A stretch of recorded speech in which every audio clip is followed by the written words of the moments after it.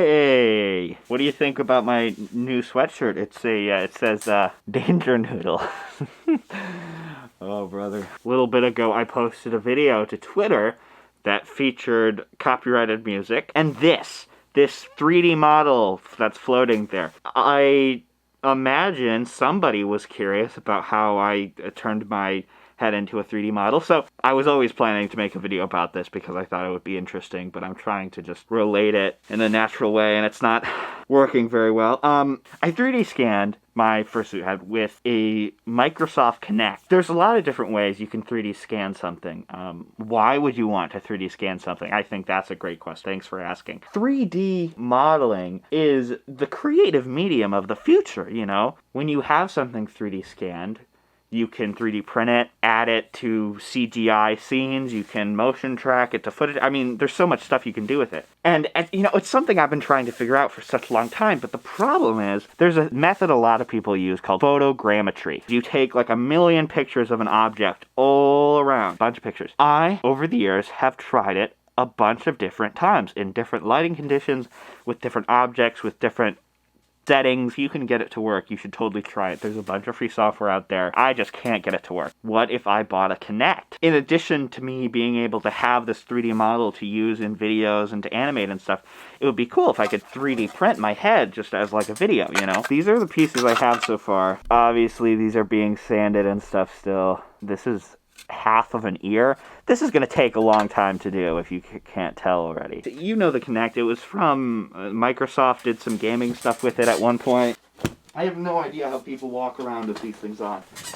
This is one. It was like their reply to the Wii. One of the things this thing can do is collect depth information. And when you can collect depth information, you can turn it into a 3D model, basically. I mean, I'm obviously simplifying it massively. It's unfortunate that it's so difficult to set up. Long story short, when the Kinect was around, like, and when it was new and it was, like, supported by Microsoft and stuff, they had some software called Kinect Fusion or something like that, and it would allow you to 3D scan these models, and it was supposed to work pretty well apparently, but they discontinued it when the second version of the Kinect came out. This is a original. I bought the original because it's super cheap. I got this for free. I had some eBay points that I hadn't yet redeemed, but if I wouldn't have gotten it for free, it would have costed $10, so, you know. And then all you have to do is buy this cable for it, which is just like an Xbox Kinect cable adapter, like it's nothing crazy. And then you just have to plug it into your laptop. Sounds easy enough, right? But the trouble comes after you plug it into your laptop. Microsoft software has been discontinued. My understanding is you can still get Microsoft software for the new Kinect sensor, and it should work fine. Because I'm going off of, like, no budget, I needed to look for alternatives to Microsoft software that will work with this original Kinect. And I found a couple. There was one piece of software called Kscan, which I did download. It's not supported by the people who make it. I had to go to a sketchy website to get it, and it was weird. There's this software from this company called FARO. It will scan stuff really well. But the problem is, it exports the information collected from the Kinect as a point cloud. I couldn't figure out how to get the point cloud to turn into a mesh. It didn't work. It went all weird and glitchy on me. If you do have good software that can turn a point cloud into a mesh, use the FARO software because it is really impressive. I ended up using software called Skanect. There's this free version and a pro version, which costs like $130, which is expensive. Holy, if I had $130 to spend in this project, I would have bought, one company sells a kind of Kinect alternative 3D scanner for around that price point. So maybe at the time, like 2012, when the Kinect came out, it would make sense to buy that software. But now it really doesn't. I mean, the free version it works okay. The free version is limited to like a certain amount of vertices or something, so the resolution is lower. But since the Kinect has such low resolution scanning anyways, it's not, you know, you're not losing too much. But one major downside is it doesn't export the color in the free version. Theoretically, you might be able to, you know, get the Pro software for free somehow, but I don't know how to do that, and I mean, I would never do that. I mean, it's because that's scanning something like a fursuit head is very difficult because it's fuzzy, and you're not going to pick up on individual hairs. It's going to think it's very lumpy, I guess, is really what's going to come out in the final 3D models. I had to do the 3D scan several times because there's a lot of problems with the software and how it deals with creating meshes. You know, obviously I have a mouth and there's teeth in it, right? The 3D scanning software picked up the teeth. It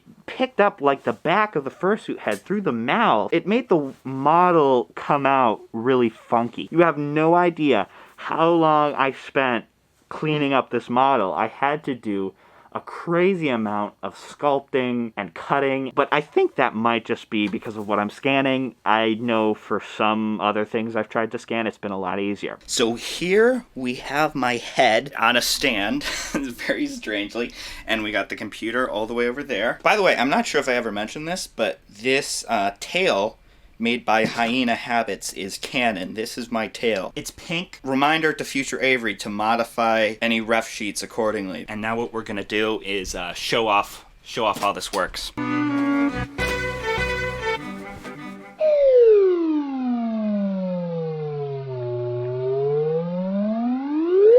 Of course, if I was actually using this scan, I would go around it 360 degrees.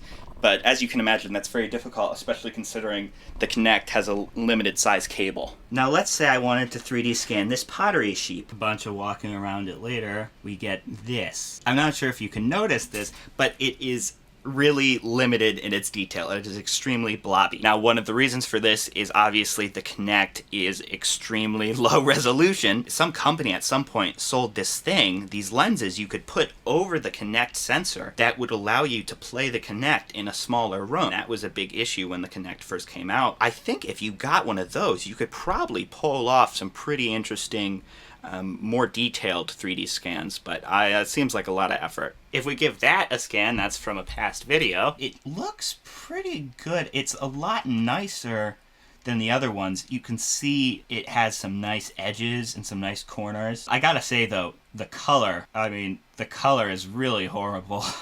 Look at that. Yeah, I mean, that's about it. And when you're finished, hopefully you have a 3D model that you can motion track to various things. Oh, it's on my hand. As I've mentioned, I'm gonna 3D print my head and hopefully show it in an upcoming video. It's taking a lot more filament than I expected it to. If you can get photogrammetry to work, get it to work. Do it. Because you can create some crazy results with just your phone and free software. I just haven't been able to do it. I've tried everything. My Patreon supporters receive stickers every month if you pledge $5 or more. December 2019 sticker. Take a look at this masterpiece. Look at that. Thanks to my Patreon supporters. I really love you. Really appreciate it. It's been tough times. YouTube's really been screwing me with this algorithm. I don't know what they're doing, but I publish a video and like all of a sudden the views are not doing well, and I don't know what the deal is. Goodbye. Goodbye.